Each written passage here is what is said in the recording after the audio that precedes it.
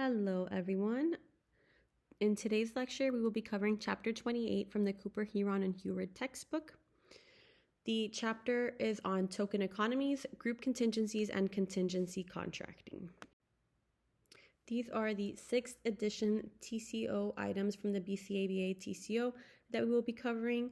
They come from the Behavior Change Procedures section. We will be discussing developing and implementing procedures to establish and use condition reinforcers. More specifically, we're going to focus on token economies.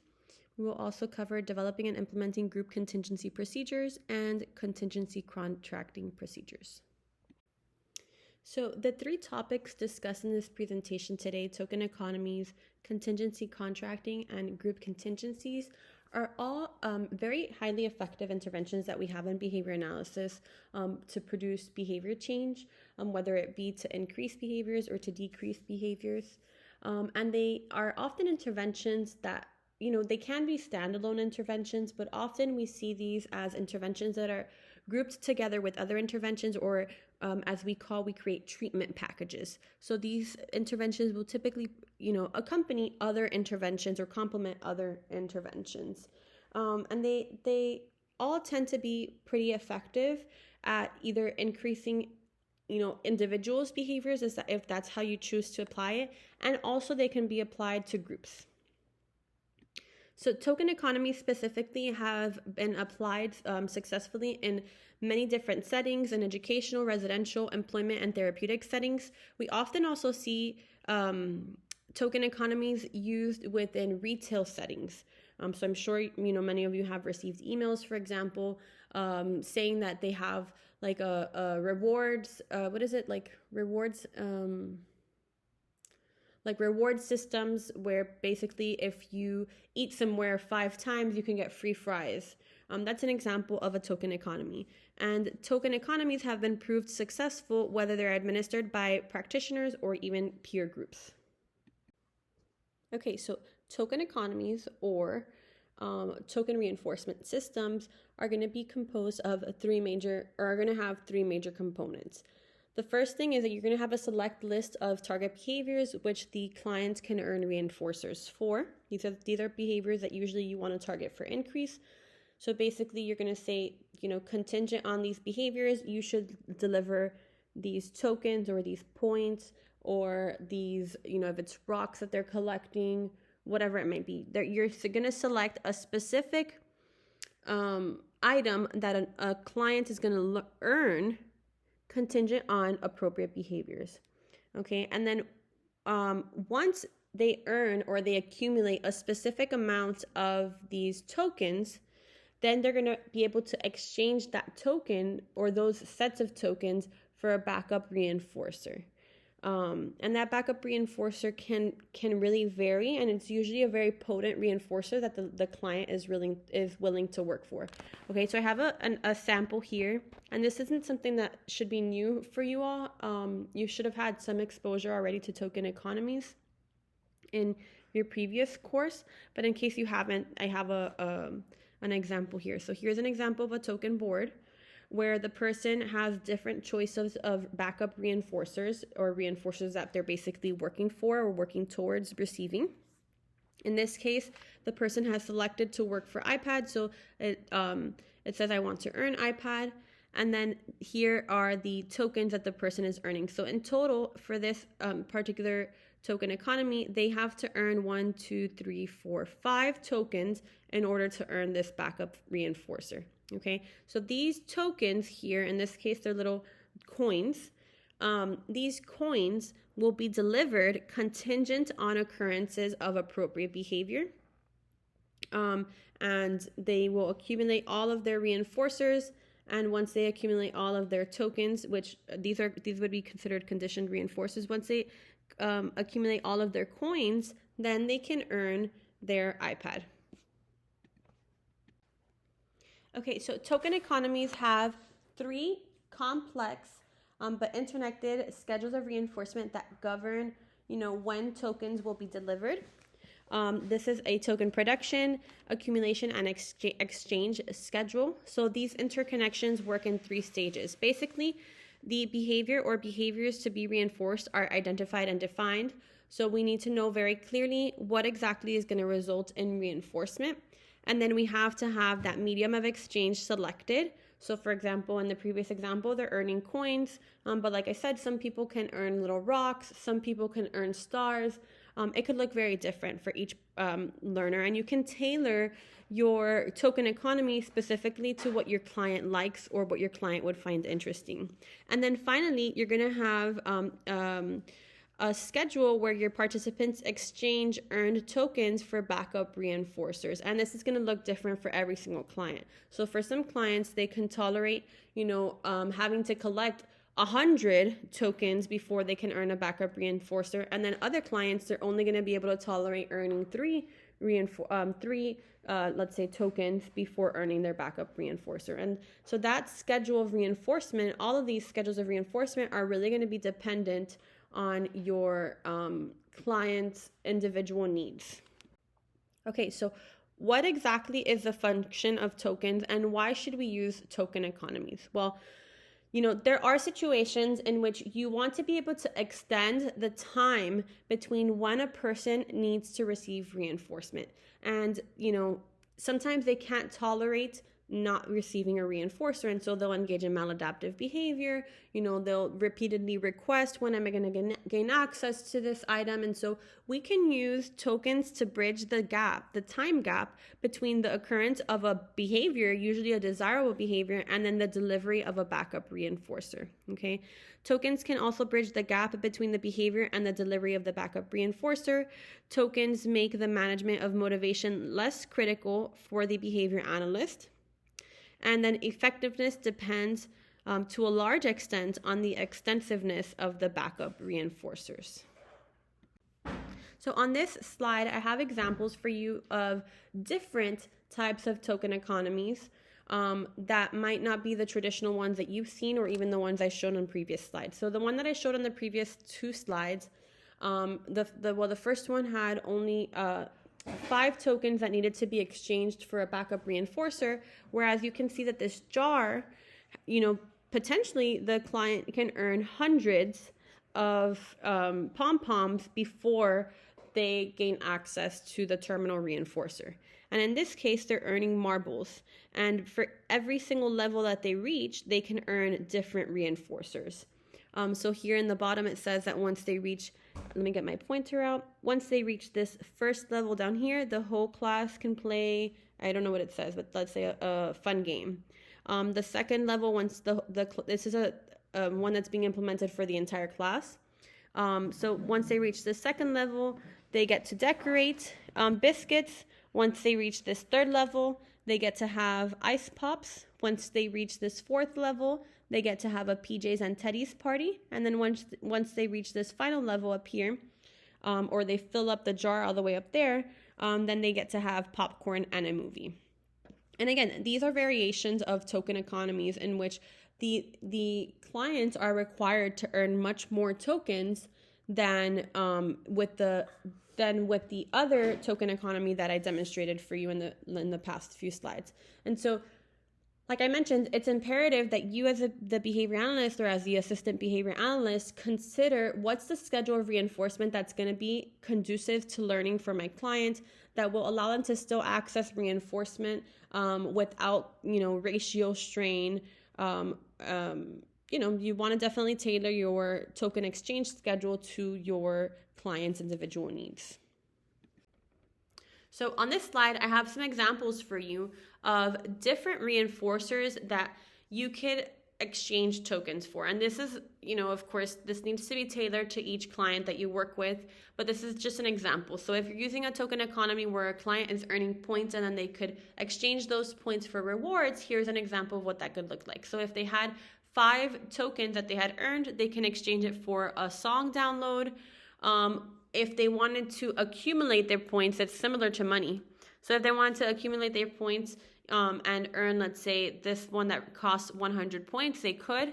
So this one would allow them to purchase a new golf club. If they had 50 points, they could have one round of golf that costs $25. If they had 40 points, they can go to the movies. For 35 points, they can purchase a book, and so on. So you can develop, if you were to develop a token economy for your clients that are based off points, you can teach your clients to accumulate their tokens, just as they would money, and then exchange those tokens for backup reinforcers. And each backup reinforcer can have a different cost associated with it, just as, is displayed on this particular slide. Okay, so now let's talk about level systems. Level systems are a variation or a type of token economy in which participants will move up and sometimes down a hierarchy of tiers contingent on meeting specified performance criteria. So I have an example here for you guys on the side. And you can see that there are different, levels of sorts that are highlighted. Okay, so the first level just says amazing. You could assume that, this person in this level is going to receive access, maybe free access to many different reinforcers. At the good level, they are still probably able to access reinforcers. In the orange level, that's like an oops or a warning for them. Be careful, you're getting into a danger zone. You're engaging in some behaviors that might not be considered appropriate behaviors. So just be careful. And maybe they have some loss of privileges at that level, maybe not yet. But then in the yellow level, this is the timeout level. And so they've engaged in some form of maladaptive behavior, probably to be brought down to this level. And so they this will result in timeout. The next level, if they were to continue to engage in maladaptive behavior, they'll be brought down to the next level in which they lose a treat. But if they're in the timeout level and then they start behaving well, again, they can go, be brought back up to the previous level and so on. But if they do continue engaging in problem behavior, then they'll be brought down to the next level, which says that they lose a treat. And if they continue to behave bad or engage in other forms of maladaptive behavior, then they can lose TV. Until finally, if they continue to, engage in maladaptive behavior, then they can be required to go to bed early. And the same can be seen, like if they were to engage in if they were at this level, you can see a little clothespin here or a little hairpin here. The caregiver or the teacher or whoever is implementing the therapist, whoever is implementing this level system would basically move the clothespin to wherever it is that the client is for that particular moment. So if they had their clothespin all the way down here and the client had been sent to bed early, well, then the next morning they would be allowed to, the next morning they could either start at a neutral level or they could start at the same level and then be required to kind of work their way up to one of the levels where they will have more privileges. Okay, so as participants move up from one level to the next, they will have access to more privileges, and then they are expected to demonstrate more independence. So a schedule of token reinforcement is gradually thinned so that participants at the highest levels are functioning on schedules of reinforcement similar to those in the natural setting.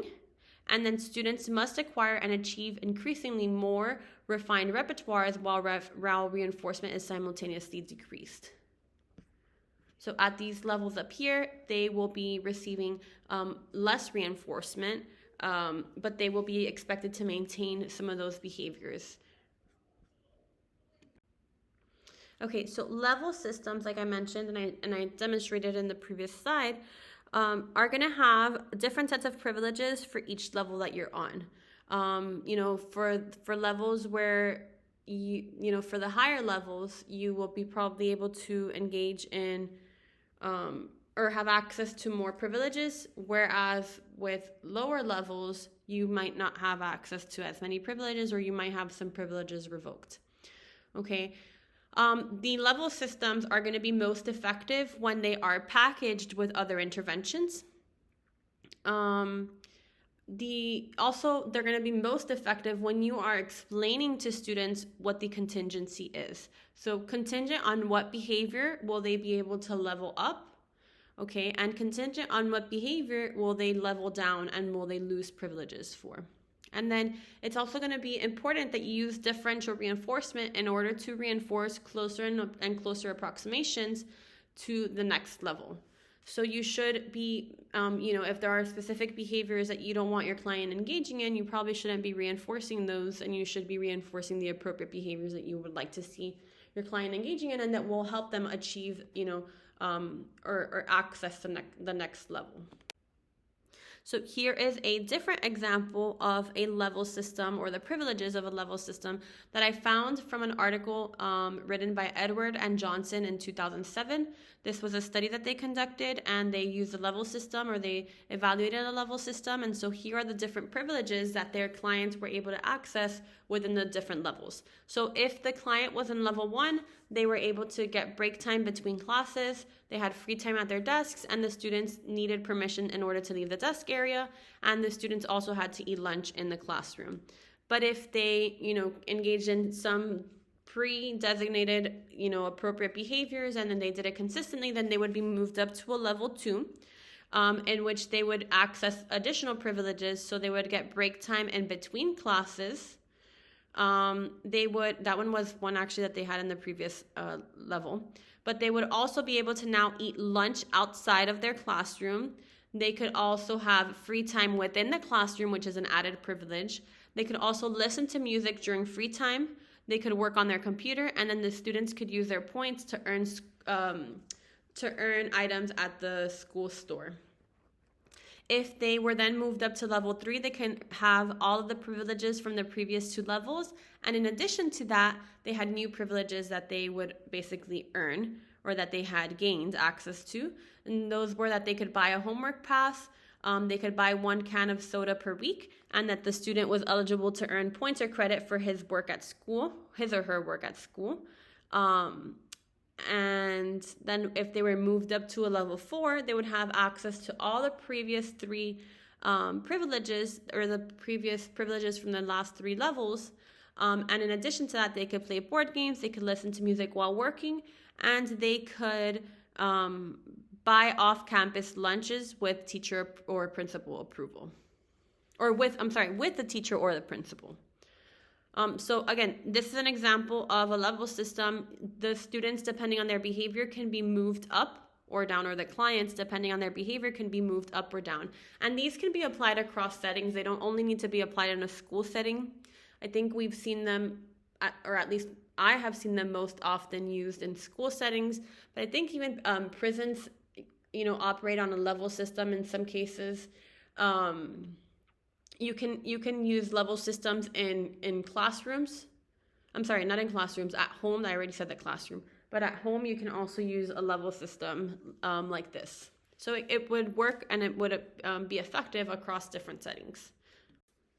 So now let's go over the steps for designing a token economy and preparing a token economy. So first, you want to identify the target behaviors and the rules. Okay, you can tell your clients these rules if they are, I guess, able to be receptive to those different rules that you're sharing with them. So you can identify the target behaviors and rules. You need to select the types of tokens that you're going to deliver, whether it's a point, whether it's coins, whether it's pom-poms, beanbags, dinosaurs. It really doesn't matter. Those tokens need to be conditioned as reinforcers. Anything can be conditioned as a reinforcer, just as a process to become conditioned. Okay. Then you need to develop a menu of backup reinforcers, like I showed you in one of the earlier slides. You then need to establish a token exchange ratio. So how many tokens do they need to earn before being able to gain access to their reinforcers, and also how many responses do they need to engage in order to earn tokens? And then finally, just test the system and make modifications if needed, right? So if you try out your token economy and you see that maybe the tokens are not paired as reinforcers effectively, then go back and do some pairing, right? If you see that the schedule of reinforcement that you're delivering is too thin, then go ahead and make it a more dense schedule of reinforcement by providing reinforcement more often.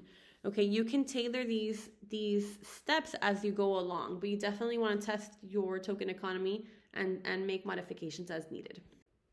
Okay, so I do want to expand just a little bit more on the token requirements.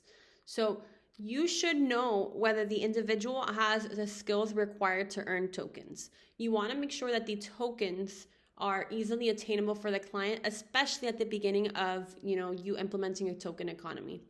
Typically, when I start using a token economy, I try to use a continuous reinforcement schedule or a very small, VR schedule, so that I can effectively pair the token economy with reinforcement. The tokens with reinforcement, condition those tokens as reinforcers, and hopefully also get my client interested in continuing to earn reinforcers. Once I've done that, once my client appears interested in earning tokens, and earning, a backup reinforcer, then I can proceed with thinning my schedule of reinforcement, increasing the token exchange rate, and so on. And there are also some things that I like to do when I'm, designing the token economy, which is to incorporate my client. I'd like to incorporate their preferences. What type of token economy what type of things do they like? If they're a younger learner, I make sure to include, maybe their favorite character on their token economy. And I might ask them, we're going to create this special chart for you to earn tokens, and I make it fun and exciting for them. And I tell them, or I ask them, what would you like to see on your token economy? Do you want to see Bowser? Do you want to see Elmo? Whatever it is that I know that they like, Blaze and the Monster Machines, what exactly would you like to see on there? And maybe they tell me, oh, I want Elmo.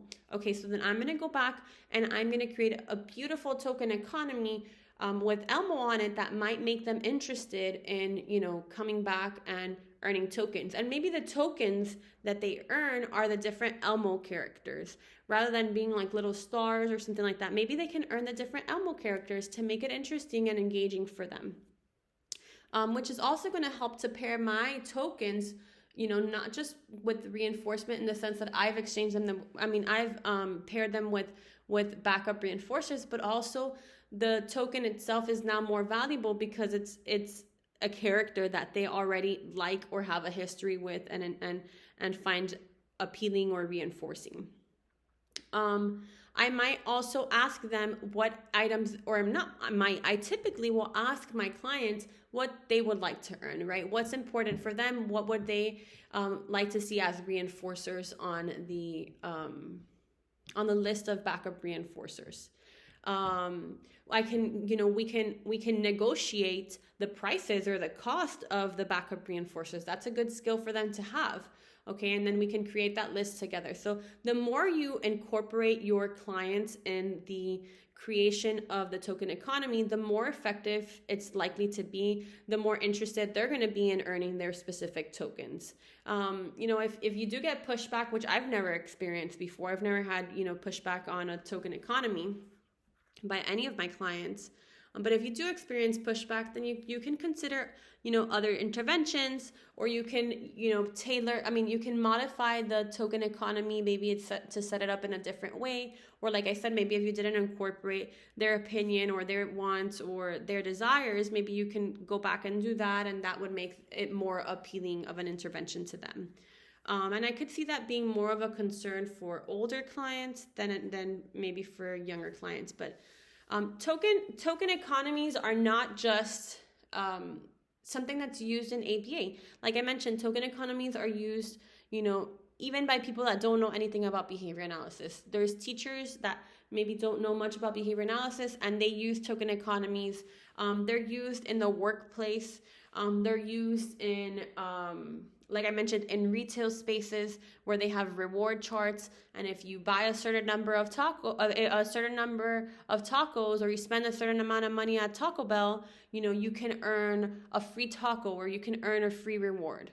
I happen to know that McDonald's has a reward system where if you earn a certain amount of points, you can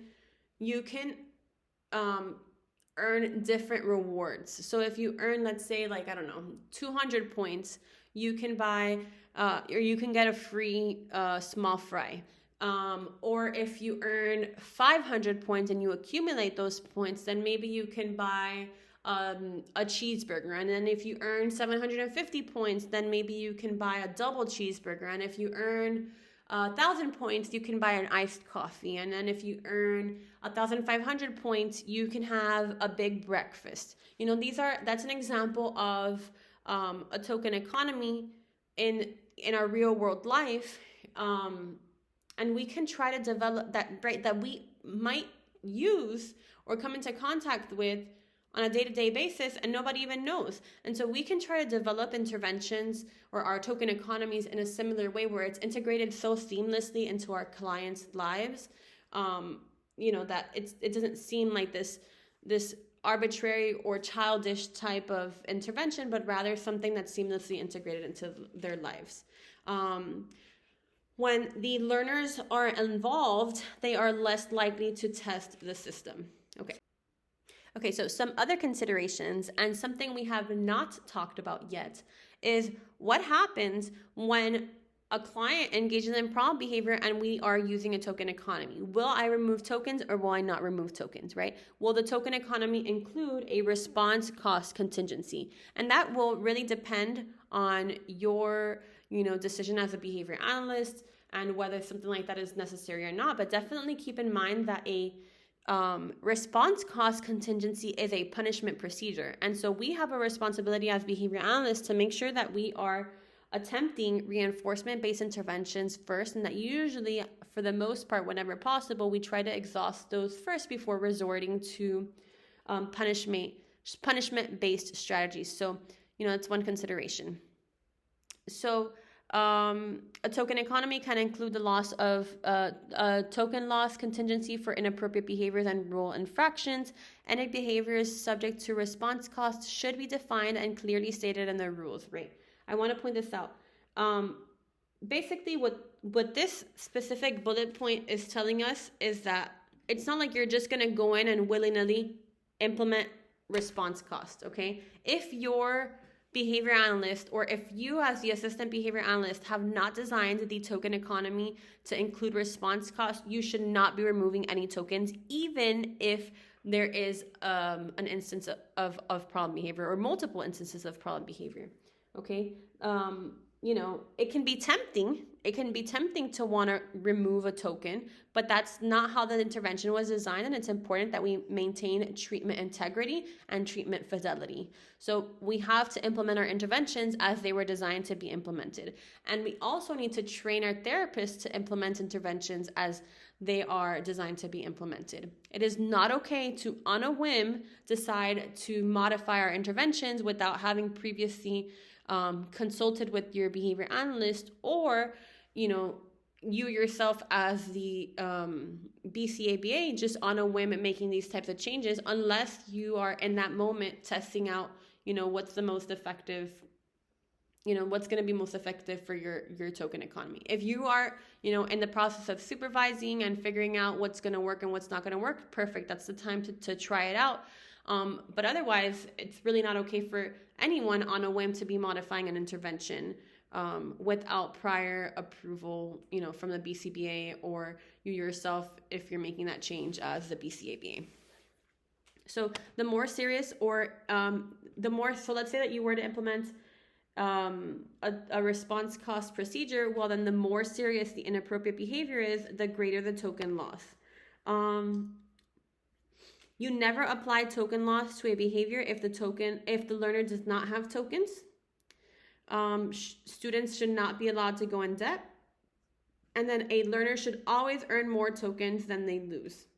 So if you are implementing a response cost procedure, you need to make sure that your learner is able to access reinforcement for the appropriate behaviors. And if you have to lower the threshold maybe for earning reinforcement in a given moment so that client is able to access reinforcement, then you can go ahead and do that. So that they're able to access reinforcement, you're able to, increase those appropriate or desirable behaviors, and then reduce the amount of reinforcement or attention that's being provided for the maladaptive behavior. Because by removing a token, we are providing attention for maladaptive behaviors. And if that behavior is maintained by attention, then you need to consider that it could be getting reinforced. So anyways, we definitely want to just have a higher ratio of reinforcement that's delivered for appropriate behaviors, and then, a lower ratio of response costs being implemented. So when you are implementing a token economy, it's going to be critical that you train staff on implementing the token economy so that they know all the different elements involved, and they can make sure that that they're following the schedule of reinforcement that you've designated, that they're delivering tokens for the behaviors that you've designated, that they're not implementing response cost if response cost is not a part of the intervention, or alternatively that they are implementing this response cost and that they're implementing it consistently if it was part of the intervention. So during initial training, trainees are on a learning curve and will make mistakes. It's our responsibility as behavior analysts to support them, or as assistant behavior analysts to support them and to guide them through the appropriate behaviors that they are supposed to engage in. Okay, so let's talk about initial token training. So for high functioning learners, initial training might require minimal time and effort and can consist primarily of verbal instructions or modeling. So I'll give you an example. So, for my son, I started to implement a token economy at home for specific behaviors that I wanted to start incorporating into our daily routine.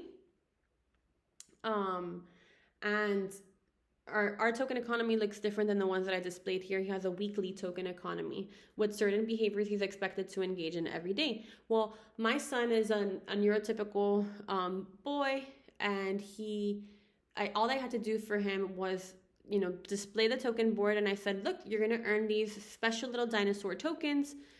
If you earn 5 of these, per day, you can get X, Y, and Z reinforcer. And all I had to do was explain it to him verbally, which will be the case for some of your quote unquote high functioning learners. Some of this language on this slide might be a little bit dated. I don't know that it's appropriate anymore to refer to people as high functioning or low functioning. I think that verbiage has changed. But I'm, it's what's on the slide, and so that's the language that I used. But if it wasn't appropriate, I do apologize. So we do have learners that will require more explicit training with the token system, or more explicit exposure with the token system. So there are 3 steps that are normally sufficient. We could provide an example of the system that should be given.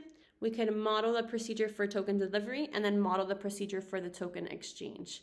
And then after we do these things, our therapists and our clients will be more likely to be able to understand the token economy.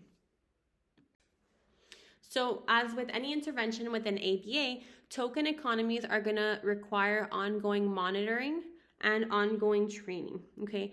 As I mentioned, the token economies are going to have different reinforcement schedules that, play a role or are components of the token economy. And so it's our responsibility as behavior analysts and as therapists to monitor that schedule of reinforcement and just make sure that the schedule of reinforcement is supportive of the client's behaviors.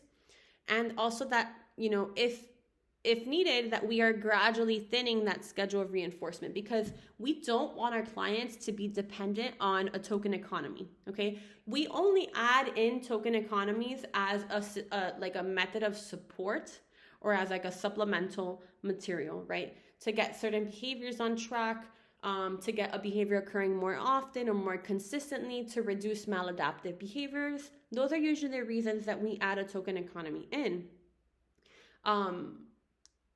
But the idea is not for a token economy to be necessary all the time. And so we should be gradually thinning that schedule of reinforcement, and also considering the behaviors that we are delivering reinforcement for. So I gave you guys the example of the behaviors that I was teaching my son. And I mentioned that there were like specific behaviors that I wanted to build into our routine. So one of the behaviors was toothbrushing. And we had this behavior on our chart for about a month because I wanted him to learn to brush his teeth consistently in the morning. He didn't have to do it by himself. All he had to do was allow me to brush his teeth without engaging in problem behavior every single morning. And once this behavior began occurring consistently in his repertoire and he wasn't engaging in maladaptive behaviors with the toothbrushing, well, I was able to switch that behavior off from the token board. Okay, what I did was I gradually thinned the schedule of reinforcement. He still received reinforcement for it, but not every single day. And then eventually the behavior of brushing teeth no longer received artificial reinforcement, and instead we moved it into reinforcing it, like in the natural environment, where I would just give praise or something. I would tell him, oh, your teeth look so clean. Different sources of reinforcement that are more likely to be supported in the natural setting. And then what I was able to do was I was able to add in new behaviors to the token economy. And, an example of another behavior that I was able to add into the token economy to replace the toothbrushing one was transitioning to the car in the morning without engaging in problem behavior. So, when you are working or you're using a token economy for one of your clients, there are going to be a lot of different moving parts. You have the schedules of reinforcement, you have the token exchange schedule, you have the cost of the backup reinforcers. You have the types of backup reinforcers, but then in addition to that, you have to consider the behaviors that the clients are earning reinforcers for. Those are going to change over time also, until eventually you've kind of exhausted the list of behaviors that you wanted to teach your client. You've been able to thin the schedule of reinforcement, and then maybe you determine that the token economy is no longer necessary, and you're able to move all of those behaviors to a more natural source of reinforcement and a more natural reinforcement schedule. And that's really like the end goal, right? The end goal is never going to be to require a token economy forever, but rather to get those behaviors to a point where they're occurring consistently and they're occurring with a natural schedule of reinforcement, where they're likely to be reinforced by people in the environment and then move, away from a token economy. But this all takes a long time to be able to implement. And then the other end of the considerations is that you want to also make sure that you're not fading out your token economy too soon, okay? Because you don't want to remove the source of reinforcement for a behavior too quickly, because then that behavior is going to experience ratio strain and is going to stop occurring altogether. It's basically you are placing that behavior inadvertently, maybe placing a behavior on extinction because you've thinned the schedule of reinforcement too quickly, and then the behaviors that you've, finally had gotten established in a person's repertoire stop occurring. And so we definitely don't want that, you want the behaviors to continue to access reinforcement, and you want to gradually thin your schedule of reinforcement. And then lastly, the other concern that I mentioned previously is that you want to make sure that we focus on building and increasing desirable behaviors through token delivery rather than decreasing undesirable behaviors through response cost. And you definitely don't want a person, like I said, implementing response cost if it's not part of your protocol. Okay, now I'm going to introduce you all to a new intervention. And so far, all of the interventions that we've talked about in this course have been interventions that have focused on the individual and, how we can manage their contingencies, their specific reinforcement schedules, the specific procedures that we apply to their behaviors, etc. Well, there are procedures that have been researched called group contingencies, which is where we apply a common consequence contingent on the behavior of specific members of a group. So one member of the group, we can have the specific consequence be applied contingent on the behavior of part of the group or on the behavior of everyone in the group. Okay, so these are called group contingencies, and we have 3 specific group contingencies that we will look at today. We have the dependent group contingency, the independent group contingency, and then the interdependent group contingency. So what are the advantages of group contingencies? The advantages of group contingencies are that we can save time during administration because you can target the behavior of multiple people at once. You can have effective and economical, behavior change requiring fewer practitioners or less time to implement. These tend to be very effective or very useful in classroom settings, but you can also have group contingencies that are applied in what's it called? In the workplace. Maybe even during like in active settings. Okay, so group contingencies can be used in a situation in which an individual contingency is impractical. They can be used in cases in which the practitioner must resolve the problem quickly. For example, if there are serious disruptive behaviors, and you can set up group contingencies where maybe the group would pressure the specific client that's engaging in severe disruptive behavior or serious disruptive behavior. And those group pressures typically will cause or contribute to that client, modifying their behavior. And that leads us to the next point, which is that group contingencies allow us to capitalize on peer influence or peer monitoring. So peer pressure can have a detrimental effect on some people, but for other people, it can be very effective in the sense that it can help them to modify their behavior in a positive way, right? Like if they're engaging in a maladaptive behavior, their peers might pressure them into engaging in the appropriate behavior. They might say, Johnny, don't forget that you're supposed to sit quietly, and so they're encouraging them to, or pressuring them, of course, in that case, but in a positive way to engage in the appropriate desirable behavior that will earn the group access to reinforcement. There are some people that may become scapegoats or may have negative side effects, due to the peer influence. But there are ways to minimize potentially harmful or negative outcomes by structuring the contingency elements randomly, where maybe the group won't know exactly who the contingency is dependent on. Okay. And then another advantage of group contingencies is that we can have that it can facilitate positive social interactions and positive behavior supports within their group. Meaning that the group, like I said, is kind of encouraging each other, they're being supportive of each other, etc. Whereas maybe they normally would be focused on themselves as an individual rather than what other, peers are doing in the classroom. So the first group contingency that we will be covering today is the independent group contingency, which is composed of an arrangement in which a contingency is presented to all members of the group, so everyone knows exactly what behavior they need to engage in order to earn reinforcement, and also they know what behaviors they cannot engage in if they want to earn reinforcement. And then the unique thing about independent group contingencies is that reinforcement is only delivered to those group members who meet the criterion outlined in the contingency. So basically, every person is functioning independently, although it is a group contingency and they're all going to be held basically to the same standard. Each individual member has the ability to earn reinforcement for engaging in the appropriate behavior.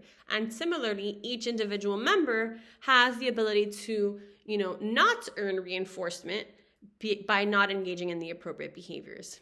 So this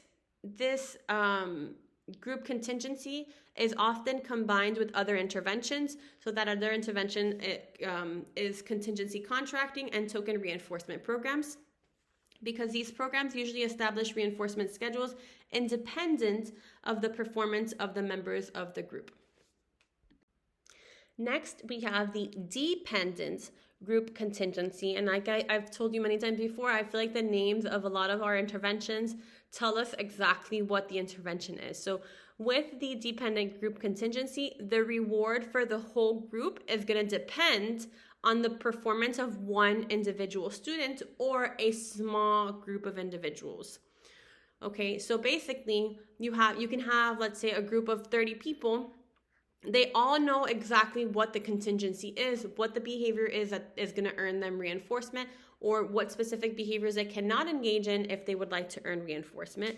And then their reinforcement or their reward for the entire group is actually going to depend on the behavior of one person or on the behavior of a small group of people, okay? So if an individual or a small group performs a behavior to a specific criterion, that group shares the reinforcer with everyone.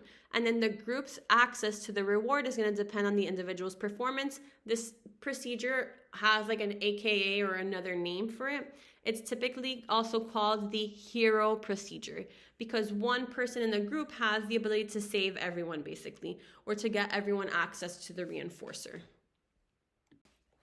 And then lastly, we have the interdependent group contingencies. So I kind of like to think of it as like intertwined or like interdependent, like they're all dependent on each other, group contingencies. So in this group contingency, all members of the group need to meet the specific criterion for the contingency, okay? So they all know exactly what behavior they need to engage in to earn reinforcement. And well, in this particular group contingency, they all need to meet the criterion. And if they don't all meet the criterion, then none of them earns reinforcement. But if they do all meet the criterion, then they all earn the reinforcer. So this specific group contingency can be really helpful when you have a specific student that is, struggling, and maybe you can sit them next to a peer that's very supportive, and that specific peer can help kind of keep that student on track. So this is a specific group contingency where we can capitalize on that peer pressure and on that group cohesiveness, because we will often see, the entire group cheering on or encouraging the students that are struggling. So basically nobody, gets left behind. Because if one person gets left behind, then everyone gets left behind, or everyone doesn't receive reinforcement. And so usually the groups don't want that. And then the effectiveness of this specific procedure can be enhanced by randomly arranging some or all components. An interdependent group contingency can be delivered when the group as a whole meets the criterion, when the group achieves a mean score, or based on the results of the good behavior game or the good student game. And we'll go over what each of those are.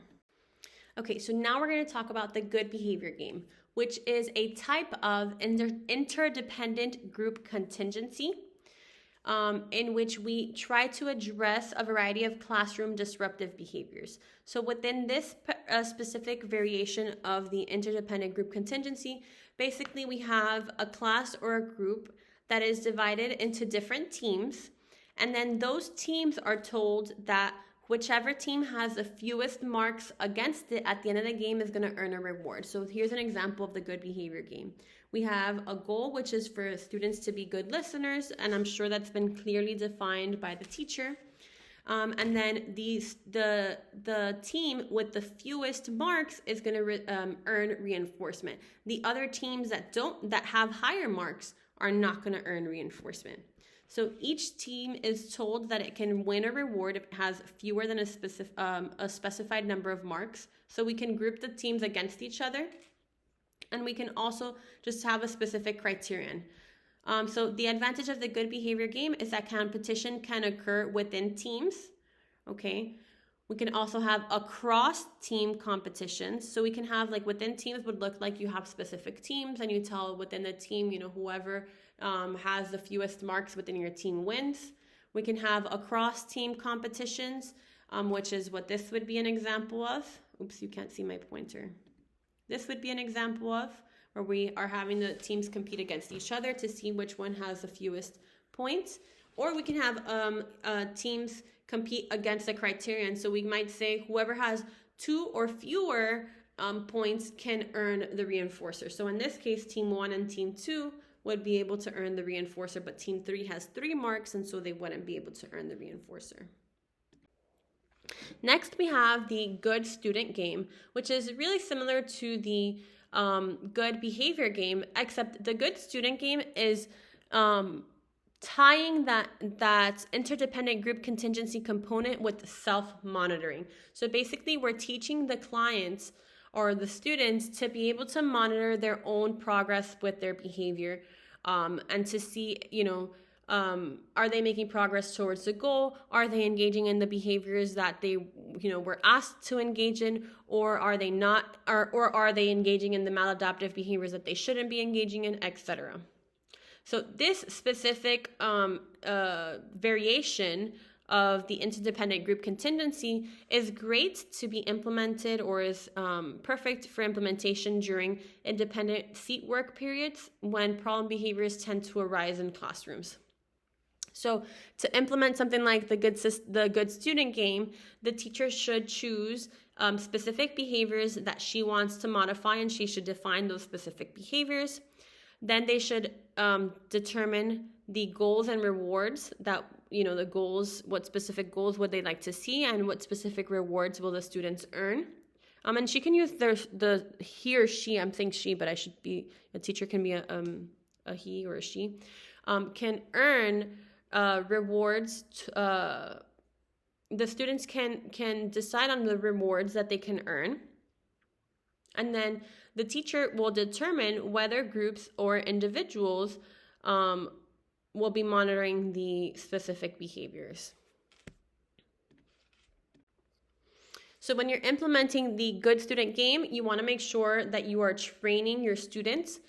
Traditionally, you can train the students using a model, lead, and test instructional sequence. You want to make sure that you are selecting a cluster of students. Typically, you want to have 4 or 5 students.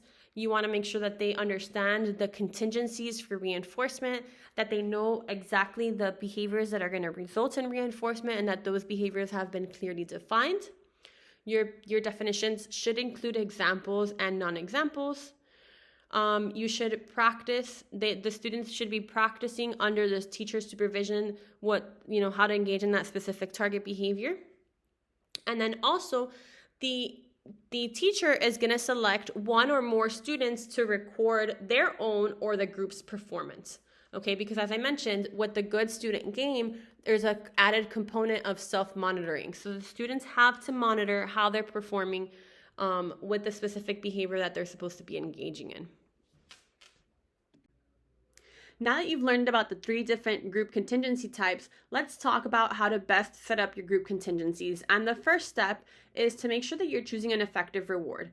Keep in mind that when you are implementing a group contingency, oftentimes you're catering to the needs, the motivations, or the desires of a group of individuals, not just one specific client that you're working with. And so it's important that you select, obviously reinforcers that are strong and that are going to serve as effective reinforcers for the group. So typically what we can do is have generalized conditioned reinforcers that will serve as reinforcers for many individuals. So, things like praise, money, tokens that can be exchanged often can be good reinforcers for groups. You can also have reinforcer menus, which I think I showed one in a previous slide, but it's basically where you have like a menu of the different types of reinforcers that are available to the group to pick from. And this allows basically for you to be able to reinforce the behavior of the different group members without having to worry about whether or not you you don't maybe have an effective reinforcer for one of your group members. Like if you have like a very specific reinforcer that you select, let's say that for your entire group you select ice cream as the reinforcer for everyone, but maybe you have someone that's dairy intolerant or they simply don't like ice cream, that's not going to serve as a reinforcer for them. And so they're not likely to engage in the behaviors that you are expecting, for the group contingency, because you didn't select an effective reward for them. And so that's why using generalized conditioned reinforcers like tokens, something that they can exchange for something else, can be very effective. And then having the reinforcer menus where like maybe they have options that they can pick from would be effective as well. I also have seen in classrooms teachers use, what do they call them? Treasure chests of sorts, where there are different reinforcers that students can pick from. That can be really effective as well. The idea is to have something that would serve as a reinforcer for every single member of the group. Next, you want to make sure that you're being very clear about what specific behavior is going to result in the group getting reinforcement and what specific behavior is going to result maybe in the group not being able to access reinforcement, and also what other behaviors might be affected by that group contingency. By setting clear parameters or clear instructions or these would be contingency statements, it's helpful for the group to understand exactly what the criteria is to earn reinforcement, and so then they're more likely to be able to support each other so that all the different group members can access reinforcement. You also want to set appropriate performance criteria, and so you want to make sure that the behavior that you're choosing or the specific parameter that you're choosing is something that's achievable for the client or for the learners, and that they have the necessary prerequisite skills in order to engage in the behavior that you're selecting. If you're selecting something that's too out of reach or too difficult, then the groups won't be able to reach the criteria, and then they won't be able to access reinforcement. And then whenever appropriate, just as we've talked about with some of the other interventions that we've discussed in this course, you want to combine with other procedures. Okay, so if necessary, you can combine with a token economy. You might find that you need to, incorporate any other intervention along with group contingencies, and that's fine in order to make your intervention more effective. Okay, and then next, you want to make sure that you are selecting the most appropriate group contingency based on the different needs of the learner, or what exactly it is that you're trying to achieve, with your specific programs. What behaviors are you trying to teach the group or the specific client that you're working with, etc. You can also select your group contingency based off of, the caregivers and what they suggest or what they think might work. Obviously, you also know the specific behavior and their client and their needs, and so you would play a role in determining what the specific group contingency, what the best group contingency would be as well. And then you could also ask, the participants and see what they feel comfortable with, in order to determine which group contingency is appropriate. But there are also certain parameters that you can use to help guide which specific group contingency is best given the type of behavior that you are trying to work on. So if the group contingency is designed to improve the behavior of just one person or a small group of individuals, then you can use the dependent group contingency. If the practitioner wants to differentially reinforce appropriate behavior, then you want to use the independent group contingency. And then if the practitioner wants each individual within a group to perform at a certain level, then you should use the interdependent group contingency. Okay, and then lastly, as it's important with any intervention that we implement, you want to make sure that you are monitoring performance with that intervention, and you want to monitor individual and group performance in the case of group contingencies. And the reason that you want to make sure you're monitoring how individuals are performing along with how the group is performing is because sometimes you have certain people that, you have certain groups that are doing very well, and then there's people within that group that are kind of just being carried along, but their specific scores are not improving, or their specific performance is not improving. And so you want to be able to identify those specific individuals that are not doing well, or they're not meeting the specific criteria that you set, or they're not, engaging in the desired behavior, so that you can implement, their own individual contingency for them. You can also have members of a group that might try to sabotage a group contingency, so that the group doesn't earn a reinforcer. They know that they're not going to earn a reinforcer, and so they might say, well, I'm not going to earn this reinforcer, and so I'm going to, make it so that I'm not going to even try so that my group doesn't access the reinforcer either. And so if you are able to identify specific individuals in the group that are trying to sabotage, the group's ability to gain reinforcement, well, then you want to set up their own individual contingency, so that they maybe they can basically be separated from the group. The group doesn't have to be impacted by this specific person's behavior, and then instead that person can have their own independent group contingency where they kind of serve as their own group or their own individual, and so whatever contingency the rest of the groups are following, they have their own for themselves, and that way they can impact others.